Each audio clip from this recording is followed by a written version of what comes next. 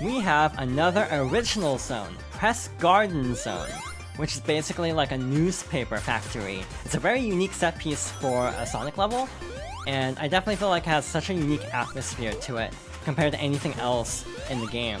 In general, the original zones are really well liked. One of the only major complaints people have for Mania in a lot of cases is just there aren't enough of these. You also have these little boxes here. You might notice a monitor in that one, but in a lot of cases you actually can't get through those unless you have a specific character. So in this case, I think Knuckles can actually break through those, but obviously we can't do a whole lot with Sonic and Tails, so we'll move on. Is there a giant ring over here? I want to say there is, but again, I don't really remember the later ring placements very well.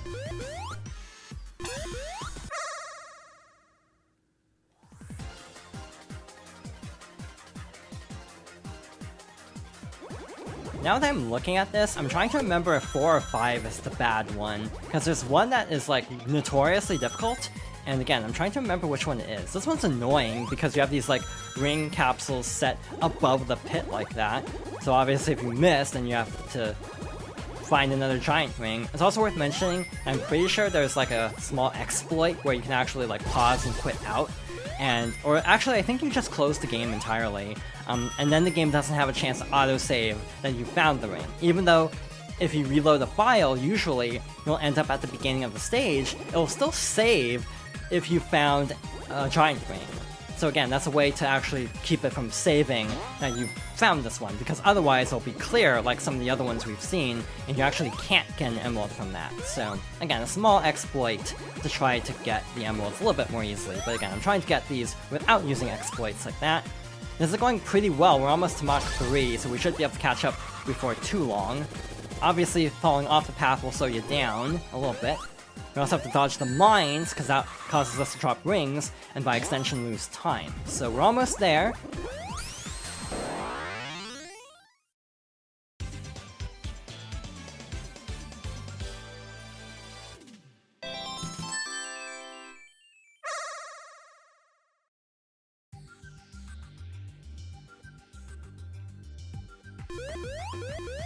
Alright, that's more like it. So, with that taken care of, we need to keep moving through here, continuing to look for giant rings along the way. I actually can't believe I remembered where that one was, of all of them. Maybe it's just because I've had to get that one as like a backup, in case like a special stage goes horribly awry, which again, as we've seen, that can happen quite easily. We have these little like newspaper conveyor belt things. I actually don't know what to call these entirely, but again, you have some really cool gimmicks. I am nervous, actually. I just realized that I can't remember the last time I've done the boss fight of this stage without the super form. So I'm a little bit nervous as a result. Both bosses actually can be a little bit annoying. So having not done those without the Chaos Emeralds for a long time, like since launch, this is going to be a very interesting run of Press Garden, I feel. We also have a little bit of a time section here because the boxes keep the crushers from actually fully compressing, and thus we actually have to get out before all the boxes are broken. But again, this is just such a fun stage atmospherically. I feel like compared to Studiopolis, this one is a little bit easier to read also, which also makes it a little bit more enjoyable in my opinion. Personally, this might be my favorite of the original zones in Sonic Mania. It definitely stands out quite a bit. But in general, Studiopolis is still a fun zone. I just think this one as a whole is a lot more interesting. And we haven't even gone to the really fun part of this zone yet, which we'll be seeing in Act 2. So another gimmick is we have to break these little devices that'll release like platforms for us. I know I've seen that gimmick in other Sonic games, and I'm completely drawing a blank on which one that actually is. I feel like I'm thinking of Sonic CD. In a lot of ways, I feel like with Christian Whitehead, for example, working on the mobile port of Sonic CD, I feel like it's almost indicative of a lot of his choices with Sonic games.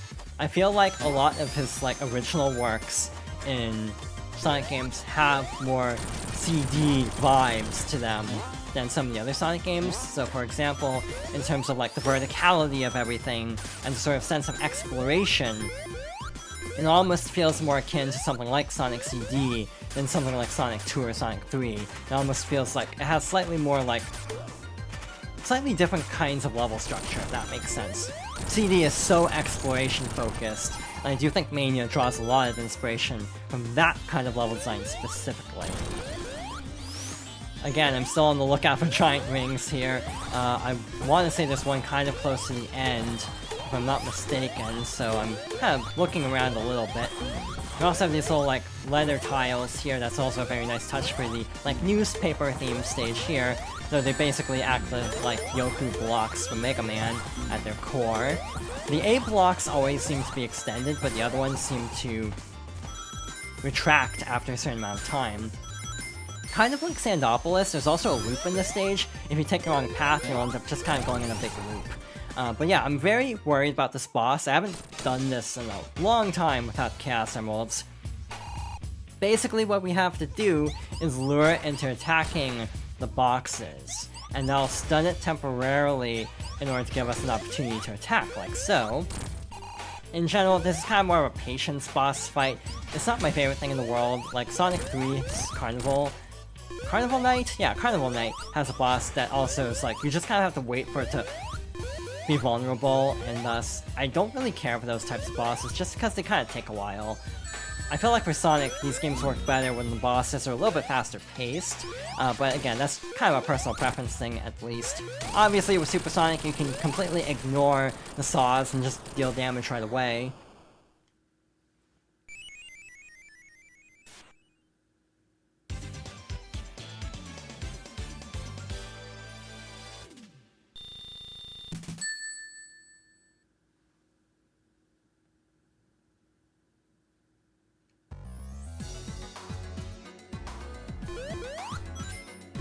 Press Garden Zone Act 2 might be my favorite stage in the game visually. I really like the aesthetic of this, though I will say it's kind of a big departure from the previous one. Obviously we have this like newspaper aesthetic of Act 1, and then we have this like snow aesthetic for Act 2, so it's very different.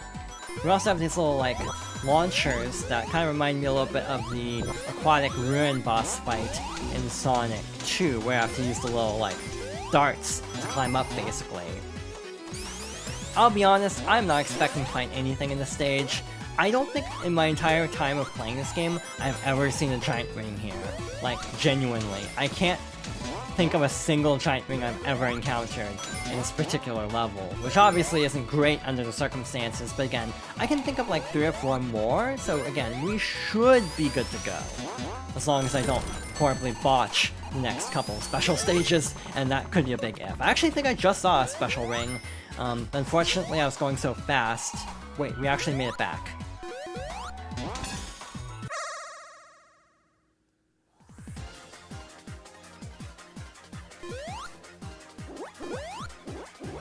And here's the doozy, if I recall correctly. Again, I remember at launch, everyone was complaining about Special Stage 5 because it's just a difficulty spike compared to everything else up to this point. Though again, I actually struggle a little bit with the previous ones up to this point.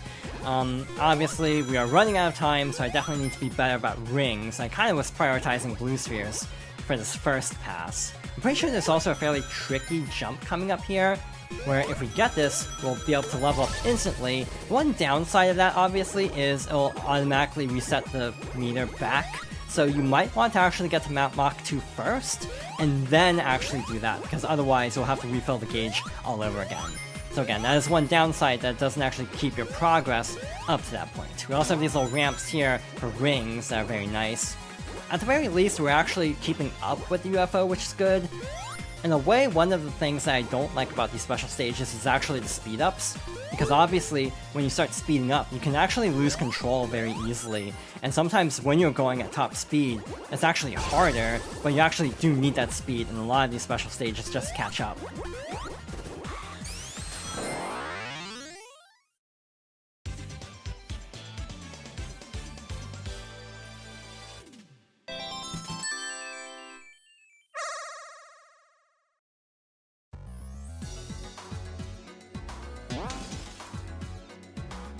So yeah, we actually did get a giant ring of the stage. I'm actually surprised, to be honest, because again, I could have sworn I had never found that before.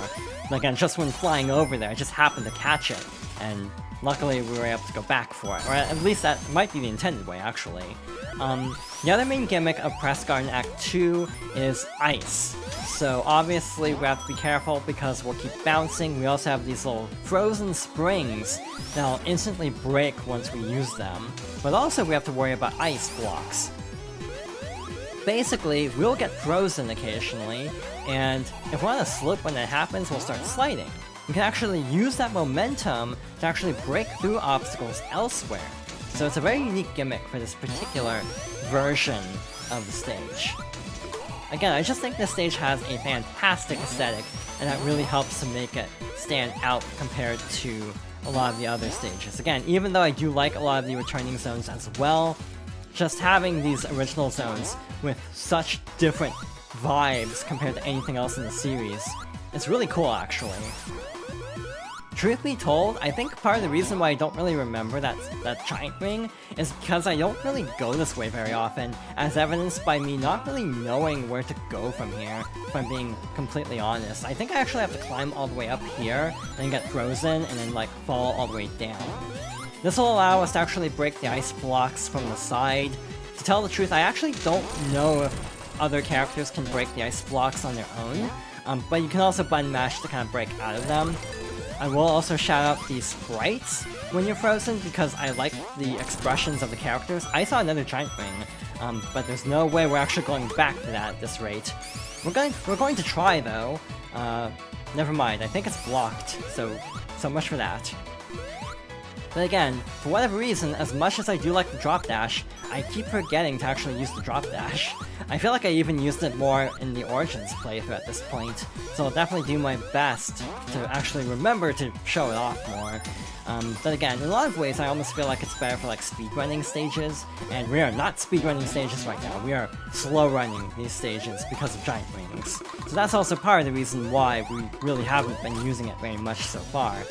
But like the way various aspects of different characters' interact with the environment, like the bomb clearing up the little leaves on the ground, stuff like that is just so cool.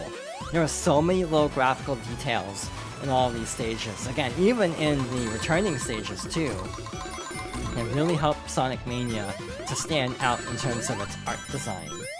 Again, I think this is one of the best looking Sonic games, even as a pixel art game, just because it has such a strong personality injected into almost every facet of this game. So yeah, I really thoroughly enjoyed this game if it wasn't obvious already. The level design is really fun for the most part. There are definitely some duds, we'll get to those later, but in general, this game is just fantastic. There was actually a glitch with this boss, by the way. If you scroll the screen too far, you can actually run into trouble, where basically it can soft block, if I'm not mistaken. They probably fixed that with Plus, though. I actually don't know for sure. But this is the Heavy Shinobi, if I'm not mistaken. This fight is annoying. Because you have the little star enemies from Metropolis as, like, throwing stars, which is cute, but also very annoying, because they, like, launch the little spines like before. And also, he tends to freeze you a lot, which is really annoying. So, this isn't my favorite boss fight in general, but again, I do like to call back to the little Metropolis enemies. If you didn't get frozen constantly, I definitely feel like I'd like to fight more, but because of that, I find this can be a little bit tedious, but overall it went really well.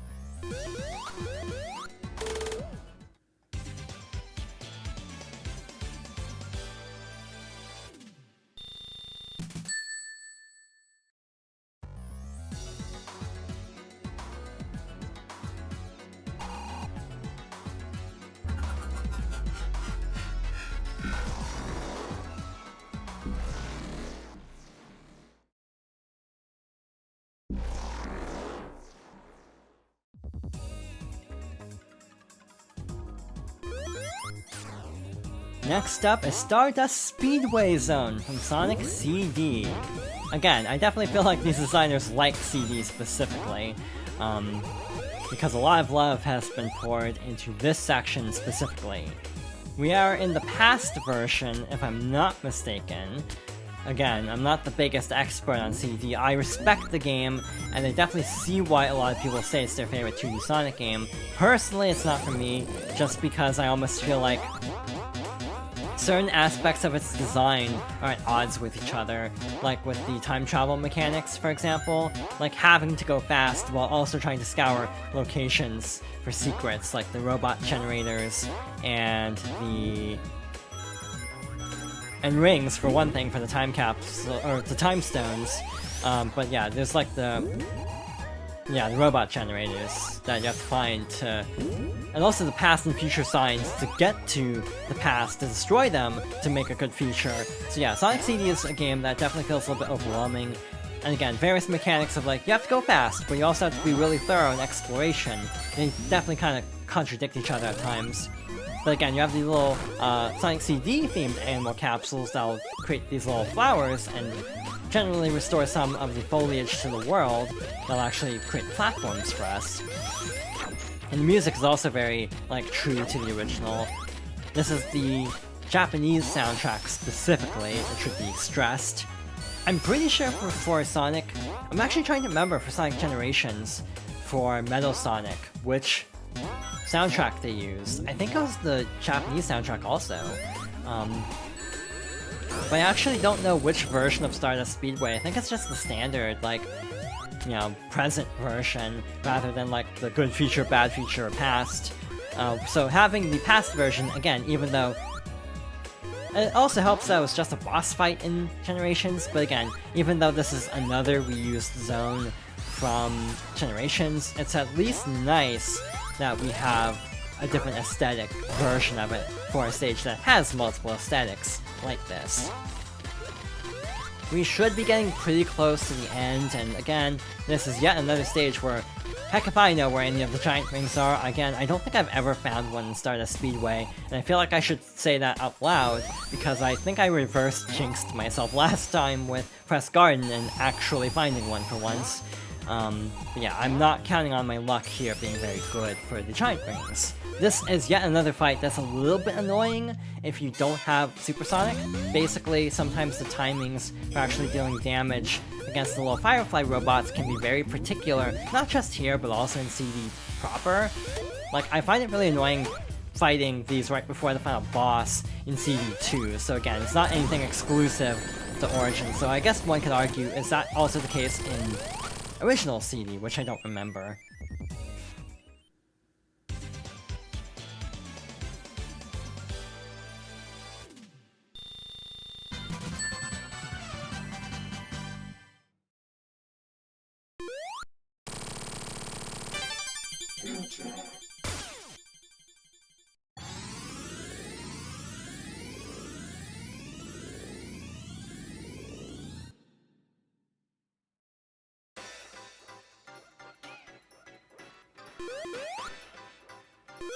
If you want to be pedantic, that's actually not how it works in Sonic CD. I'm pretty sure you'd end up in the present again, and you'd have to use another future sign to actually get to the future.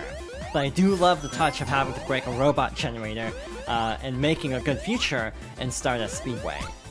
Again, there's so much love poured into this game. Though I will also mention, this is a good time to point this out actually, a lot of things weren't in the game at launch. We have a major example of that at the end of this zone, but some of the act transitions were also added later on. Truth be told, I actually can't tell you which ones were. Like, I want to say the hang gliders at the end of Flying Battery were actually not in the original run, but basically were added in Plus because people criticized that certain acts had transitions and others didn't, so like, I mean, you could assume, oh, they jumped off a Flying Battery and landed in Press Garden, but having the hang gliders just kind of ties into the Game Gear games also. So it's an Easter egg and also helps to establish continuity between the zones, and that's kind of something that Sonic 3 did really well, and there are a couple of weak examples in this game. There are definitely a few where it's like, I wish they had gone a little bit farther with some of the act transitions, because a couple of them are a little weak. We're actually coming up on one in the next zone, where I definitely think they could have done a slightly better job. And also, one for a callback and two for continuity, once again, because I just, the other day, realized, wait, there's actually a way to tie this into the original game a lot better than they actually do in the Mania act transition. But either way, I do like how they did go back and clean up some of the issues. In general, obviously this was not an Origins situation. This game was very stable at launch, other than a couple of glitches on Switch specifically. But now the Switch version runs great, to be honest. Are we actually at the end of the act already? That was way faster than I expected. That actually threw me off. We have the little Eggman, or Robot, Metal Sonic hologram, which is again a nice little callback to Sonic CD, and of course we have Metal Sonic himself. Luckily for us, we don't have a race this time, so we're spared of that.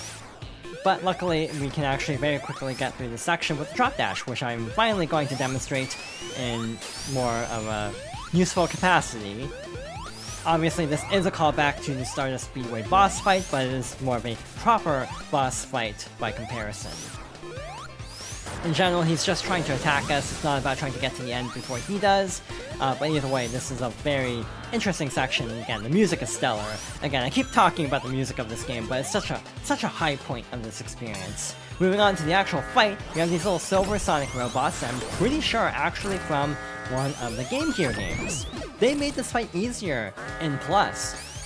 In the original, they didn't actually drop these little sparks when they're defeated.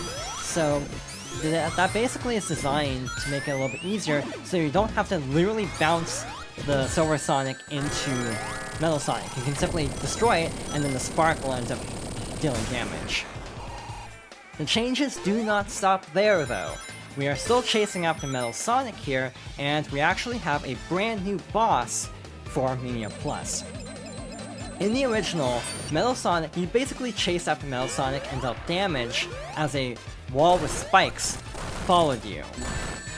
We have the Metal Sonic boss, essentially from Knuckles Chaotix, so I think that was actually red, so it's a little bit different. But again, this fight is actually new to Mania Plus, which has the unfortunate drawback of, unfortunately, you really can't play the original boss fight because it was only in the initial digital run, which obviously you can't get anymore, and that robot is a jerk for kicking the Ruby away.